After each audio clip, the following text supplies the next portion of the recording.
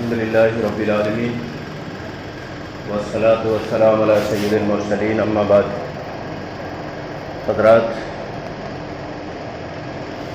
یہ مبارک مہینہ جو بہت ساری خوبیوں کو سمیٹے ہوئے ہے، یہ رحمتوں کا مہینہ ہے، یہ مغفرت کا مہینہ ہے، یہ آگ سے خلاصی کا مہینہ ہے، یہ دعاؤں کا مہینہ ہے، یہ خیر خواہی کا مہینہ ہے، بے شمار خوبیوں کا مہینہ ہے۔ مجھے اس مہینے سے متعلق تفصیلات میں نہ جا کر صرف خیر خواہی سے متعلق کچھ باتیں عرض کرنی ہے۔ دین کا جو ہدف ہے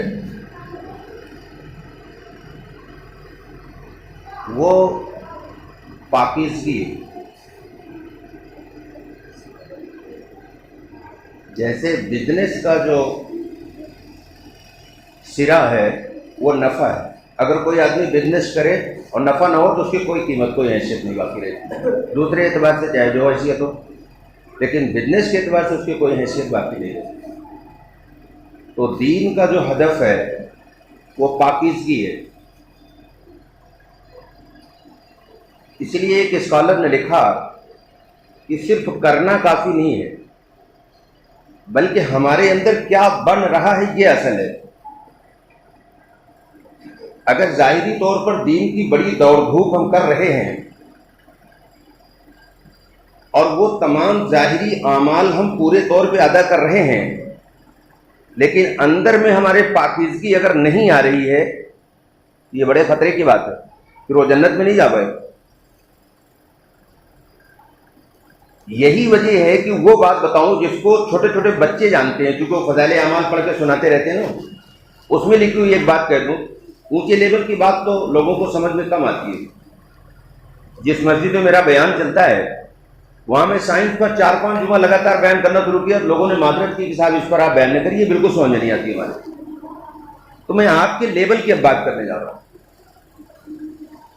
وہ فضائل اعمال میں لکھا ہے کہ وہ رات جو 1000 مہینوں پر بھی بڑھی ہوئی ہے، یہ نہیں کہا قرآن نے کہ 1000 مہینے پر کے برابر ہے، 1000 مہینوں سے بھی بڑی ہوئی ہے۔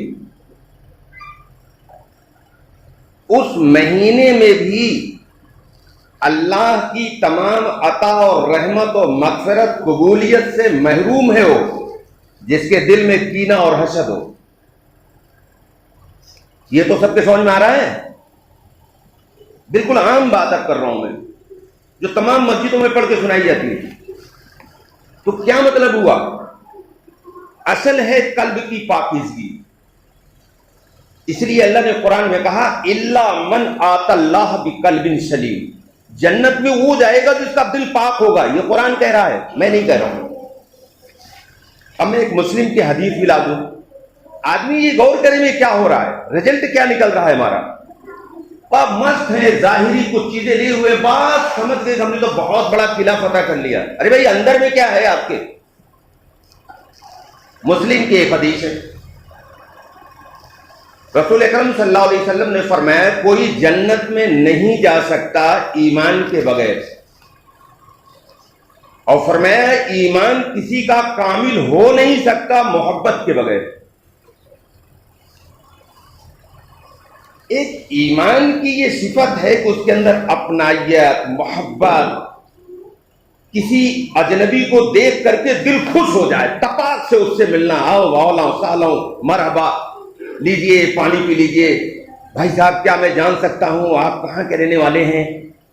کچھ نہیں، مسجد میں کوئی آیا اس سے کوئی مطالبہ ہی نہیں، جیسے سانپ سوکھ گیا، اس سے نہ سلام ہے نہ کلام ہے نہ بات ہے نہ کچھ نہیں ہے، بہت بڑے دیندار ہے۔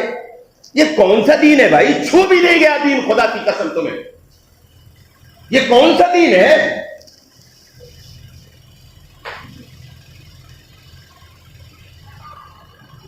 باتیں آپ لوگوں پر آ جائیں گی، نہیں کہوں گا، صرف طرف فضائل کی چیز کہہ دو جس کو آپ برداشت کر لیں۔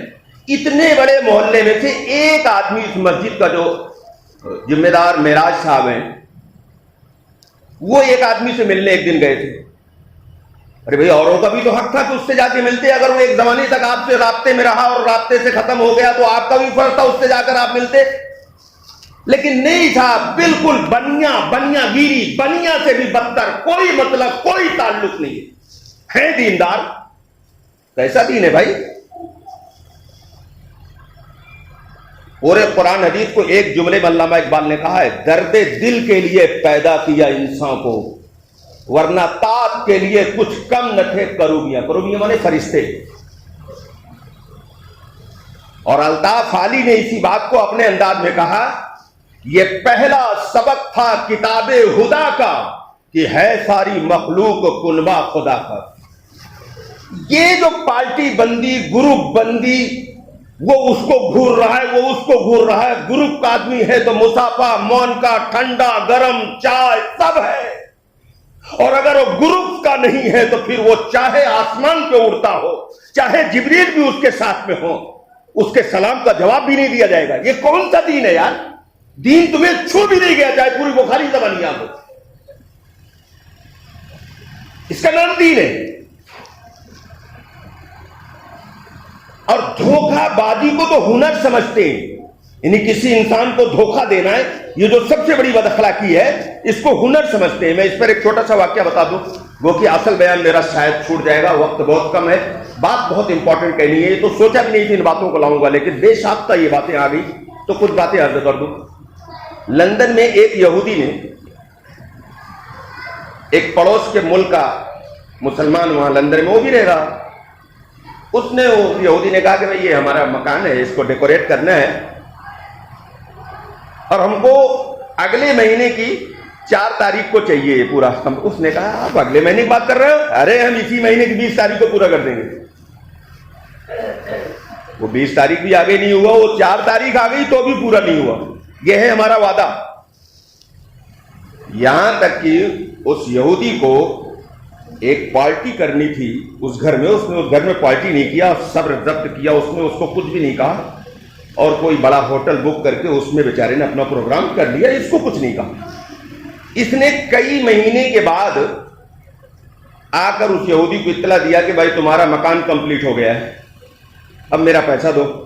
تو یہودی نے طے کر لیا تھا پیسہ دینا ہے لیکن اس کو پریشان کر کے دینا ہے۔ اس نے کہا آج تو نہیں، ذرا کل آ جانا، کل گیا تو پرسوں آ جانا، پرسوں گیا تو نرسوں، تو دینا نہیں تھا اس کو ابھی جلدی سے۔ تو یہودی جو تھا اپنے ربی کے پاس جہاں جاتا تھا، ربی ان کے یہاں عالم کو کہتے ہیں، جیسے آپ کے یہاں مسجد ہوتی ہے عبادت گاہ، ان کے یہاں سینیگاگ ہوتا ہے، آپ کے یہاں مولوی ہوتا ہے، ان کے یہاں ربی ہوتا ہے۔ تو جس ربی کے یہاں وہ جاتا تھا، وہ مسلمان اس ربی کے پاس پہنچ گیا اور شکایت کیا کہ وہ آدمی آپ کا جو ہے وہ ہمارا پیسہ نہیں دے رہا۔ اس نے ایک چھوٹا سا پرچہ لکھا، کہا جاؤ یہ دو فوراً پیسہ دے دے گا۔ وہ پرچہ لے کے گیا، اس کو دیا، اس نے فوراً پیسہ نکالا اور دے دیا، اور کہا یہ پرچہ واپس میرے ربی کو دے دیجیے۔ اس مسلمان نے سوچا یار اس میں کیا لکھا تھا کہ اس نے فوراً دے دیا۔ اس نے کھول کے دیکھا تو اس میں لکھا تھا کہ تم نے کب سے مسلمانوں کا طریقہ اختیار کر لیا ہے۔ بھائی اتنا لکھا تھا اس نے لکھا تم نے یہ مسلمانوں کا طریقہ کب سے اختیار کر لیا ہے۔ اور پھر آگے اس نے لکھا جو قوم وعدے کا لحاظ نہیں کرتی ہے اس پر طاقتور لوگوں کو مسلط کر دیا جاتا ہے۔ یہ کون لکھ رہا ہے؟ یہودی ربی۔ اور آج آپ کے یہاں ہو رہا ہے، اس پر طاقتور قوم کو مسلط کر دیا جاتا ہے جو ان وعدہ خلافوں کو ذلت کی زندگی گزارنے پر مجبور کرتا ہے۔ یہ اس یہودی نے لکھا، آج ہماری پوری تصویر ہے یہ یہودی نے جو لکھا تھا۔ میری 59واں سال میری عمر کا چل رہا ہے، اگر مجھ سے یہ پوچھا جائے کہ آپ اتنی عمر کے ہو گئے کتنے مسلمانوں کو آپ نے وعدے کا پاس لحاظ کرنے والا، تو میں کہوں گا 2-4 لوگ مجھے ملے۔ پوری 59 سال میں 2-4 لوگ مجھے ملے ہیں، اچھے لوگ جو کہتے ہیں اس کو پورا نہیں کرتے۔ میں کل 12 بجے آؤں گا، ارے 12 کہاں، رات کے 12 بج گئے، کہاں دن کے 12 کے بعد پھر بھی نہیں آیا، نہیں آئے گا۔ ارے بھائی نہیں آنا ہے تو فون ہے، اب تو فون سے بتا دو کہ بھائی میں نے کہا تھا لیکن میری یہ مصروفیت نہیں آ سکا، بات ختم ہو گئی۔ نہ اطلاع بھی نہیں دیں گے تو لاٹ صاحب ہے نا۔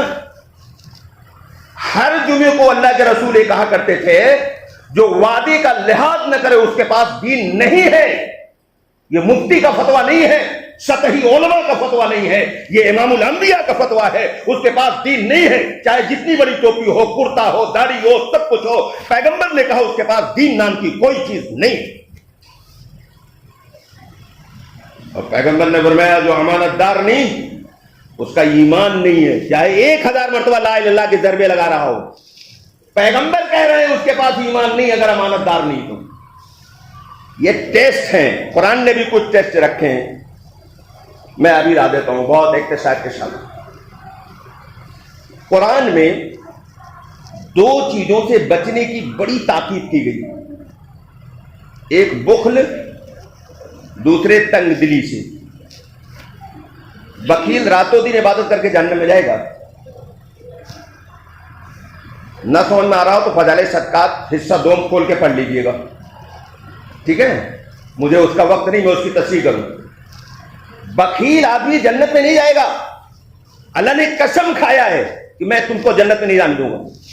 پڑھتا رہو نماز، دین کو تماشا بنا رکھا ہے، جو تمہاری دین آئے وہ کرو گے، جو تمہارے دین میں نہیں آ کرے۔ خدا نے کہا ایسے دین کی مجھے کوئی ضرورت نہیں ہے۔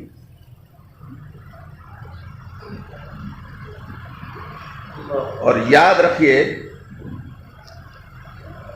یہ بخل اور تنگ دلی ہر برائی کی جڑ ہے۔ یہ معاشرے میں جتنی خود گردیاں ہیں، مطلب پرستیاں ہیں، ظاہری اخلاق ہے، اندر میں کینہ ہے، یہ جتنی خباثتیں اور گندگیاں ہم کو گھن کی طرح جو کھا رہی ہیں وہ اسی 2 چیزوں کا نتیجہ ہے۔ دیکھ کر کے اچھا لوگ سمجھتے ہیں کہ زبان سے بتائے گا سمجھ میں آئے گا، آدمی کی آنکھیں اور اس کی زبان اور اس کے ہاتھ کے انداز بتاتے ہیں تمہارے اندر کیا ہے۔ کسی شاعر نے کہا کون کہتا ہے کہ عداوت پہچانی نہیں جاتی، عداوت ٹپکتی ہے اداؤں سے، نگاہوں سے، اکڑے ہوئے ہیں، ترچھا جا رہے ہیں۔ ارے آدمی یہاں بیٹھا ہوا ادھر کہاں جا رہے ہو؟ یہ کون سا دین ہے بھائی؟ اگر مر جاؤ تو جنت میں پہنچ جاؤ گے کیا ان صفات کے ساتھ؟ ہر آدمی اپنا محاسبہ کرے، کیا اس حال میں میری موت آ جائے جنت میں پہنچ جاؤں گا؟ اس خود گرجی، اس نفس پرستی، اس مفاد پرستی، اس مکاری بھری زندگی، اخلاق نام کی کوئی چیز نہیں۔ پیغمبر نے حنین کے موقع پر قسم کھا کے کہا تھا، قسم اس کی جس کے قبضے میری جان ہے، جنت میں صرف وہی جائے گا جس کا اخلاق اچھا ہوگا۔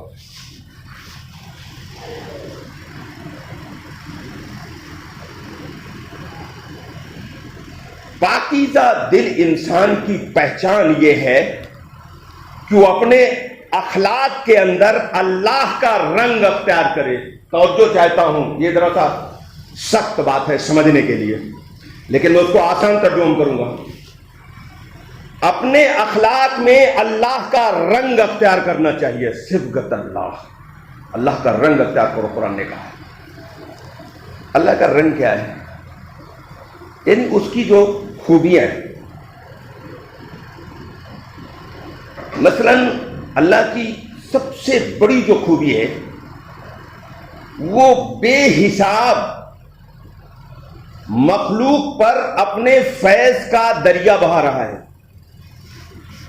ان پر بھی بہا رہا ہے جو اس زمین پر اعلانیہ اللہ کو گالی دیتے ہیں۔ خالی لفظی نہیں، کتابوں میں لکھ دیا انہوں نے۔ وہ الگ بات ہے کہ ہماری قوم اتنی جاہل ہے کتابوں کے نام بھی نہیں معلوم ہے ان کو، میں ان کتابوں کو جانتا ہوں۔ تو جو اللہ کو گالی دیتے ہیں ان کو بھی اللہ خوب دے رہا ہے، تھوڑا موڑا نہیں دے رہا ہے۔ یہ اللہ کا جو رنگ ہے، یہ مطالبہ قرآن کا ہر ایمان والے سے، تمہارے اندر یہ صفت ہونی چاہیے۔ اللہ نے کہا لن تنالوا البر حتى تنفقوا مما تحبون،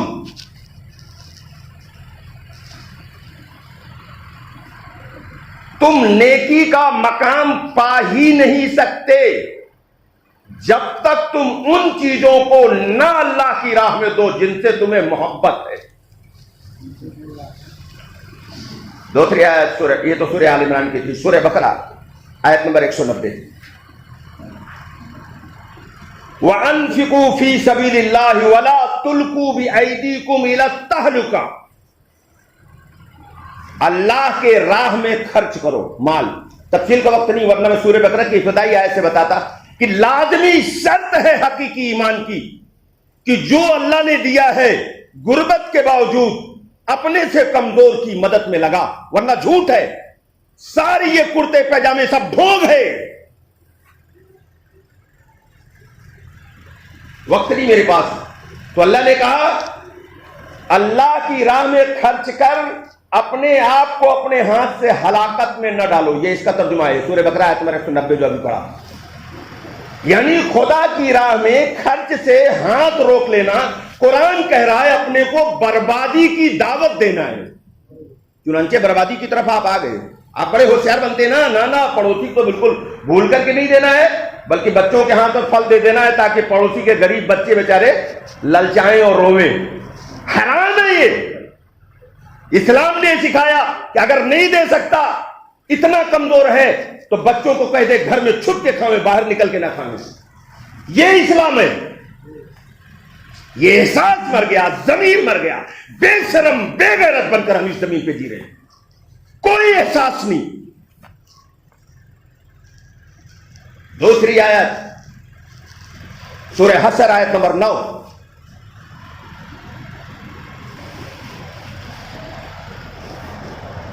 یہ اتنی مشہور آیت ہے، ہر وقت میری زبان پر ہوتی ہے. آیت ذہن سے نکل گئی، میں اس کا ترجمہ کر رہا ہوں. وہی لوگ فلاح پانے والے ہیں، سورہ حشر آیت نمبر 9، جو دل کی تنگی سے نجات پا گئے. چھوٹے دل کا آدمی جس کے اندر اپنائیت نہیں، دوسروں کی محبت نہیں، دوسروں کی ہمدردی نہیں، وہ نجات نہیں پائے گا. قرآن اور یہ آیت یاد آ گئی، وَمَن يُوقَ شُحَّ نَفْسِهِ فَأُولَٰئِكَ هُمُ الْمُفْلِحُونَ. جو لوگ دل کی تنگی سے نجات پا گئے وہی لوگ فلاح پائیں گے. فلاح لفظ مانے دنیا اور آخرت دونوں. جنت میں بھی وہی جائے گا اور دنیا میں بھی وہی کامیاب ہوگا جو اپنی اس کمزرفی سے، اس تنگ دلی سے، اس حسد اور بغض اور کینہ اور عداوت جیسے رذیل دل کی حرکتوں سے جو پاک ہو جائے، اس کو دنیا میں بھی آزادی اور آخرت میں بھی آزادی. یہ قرآن ہے، دادی اماں کہانی نہیں سنا رہا ہوں. آئیے ایک آیت ایسی سنا دے رہا ہوں کہ اس کے بعد تو کسی آیت کی ضرورت نہیں رہے گی. سورہ توبہ آیت نمبر 44 اور 45 ذرا سن لیجیے. وقت بہت کم ہے، خالی ترجمہ کر دے رہا ہوں. اللہ نے فرمایا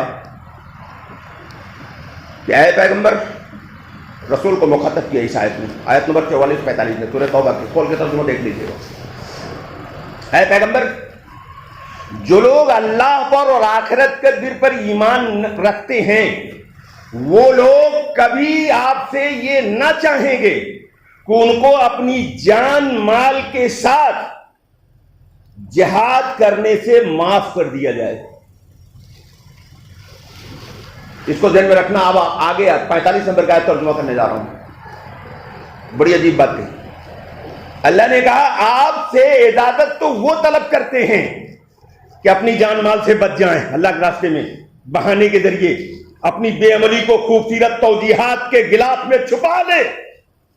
اللہ نے کہا آیت نمبر 45 میں کہ آپ سے اپنی جان مال نہ لگانے کی اجازت تو وہ چاہتے ہیں جن کا اللہ پر اور آخرت کے دن پر ایمان نہیں، چاہے 1,00,000 مرتبہ کلمہ پڑھ رہا ہو. یہ ہے وہ ٹیسٹ جو قرآن نے پیش کیا ہے. میں کئی سو قرآن کے ٹیسٹ لا سکتا ہوں لیکن گھڑی کے کانٹے اجازت نہیں دے رہے. یہ وہ ٹیسٹ ہے جس پر مسلمان اپنے کو ذرا پرکھے. یہ رسمی اور ظاہری مراسم کے ذریعے نہ دنیا بنے گی نہ آخرت بنے گی. اللہ نے کہا کہ اپنی جان مال خدا کی نسبت پر لگانے سے وہ بچتے ہیں جن کا اللہ پر اور آخرت کے دن پر ایمان نہیں ہے. سورہ توبہ آیت نمبر 45 کھول کے دیکھ لینا اپنے اپنے گھروں میں، اور نہ ہو تو میں فری قرآن دیتا ہوں، میرے یہاں کے لے لینا. دیکھیے قرآن. اور قرآن کیوں نازل ہوا یہ بھی ذرا سا بتا دیں. 1 منٹ بچا ہے میرے پاس. قرآن کیوں نازل ہوا؟ کتاب انزلناہ الیک مبارک لیدبروا آیاتہ ولیتذکروا اولو الالباب. اے محمد صلی اللہ علیہ وسلم، یہ برکت والی کتاب ہم نے اس لیے نازل کیا کہ اس کو لوگ سمجھیں. اللہ کہہ رہا، میں نہیں کہہ رہا ہوں. کیا کہا اللہ نے؟ یہ قرآن اس لیے نازل کیا کہ لوگ اس کو سمجھیں. اور آج مسلمانوں کی بڑی تعداد کہتی ہے کہ اگر قرآن سمجھو گے تو گمراہ ہو جاؤ گے. کفر ہے یہ، اتنی گندی بات. قرآن گمراہ کرنے کے لیے آیا تو نعوذ باللہ، قرآن ہدایت کے لیے آیا. نماز ہر مسلمان پر فرض ہے تو قرآن سمجھنا ہر مسلمان کو فرض ہے. ان الذی فرض علیک القرآن لرادوک الی معاد، یہ سورہ قصص کی آیت ہے. اس کا ترجمہ ہے جس نے تم پر قرآن کو فرض کیا وہ تمہیں اچھے انجام تک پہنچا کر رہے گا. قرآن ہر مسلمان کو سمجھنا ہے. ہر مسلمان نماز پڑھتا ہے، ہر مسلمان قرآن سمجھے. اور اللہ نے کہا میں نے قرآن آسان کیا انسان کی نصیحت کے لیے. اللہ کیا کہہ رہا ہے؟ قرآن سمجھنا آسان ہے اور ہم کہتے ہیں مشکل ہے. کون سچا؟ اللہ سچا، ہم جھوٹے ہیں، ہم مکار ہیں. انہی الفاظ کے ساتھ اپنی بات کو ختم کرتا ہوں. اگر کسی کو اشکال ہو تو جمعے کے بعد سوال کریے گا، اتنا میں جواب دوں گا. یہ بھی مسنون ہے. وما علینا البلاغ، سنتیں پڑھ لیجیے.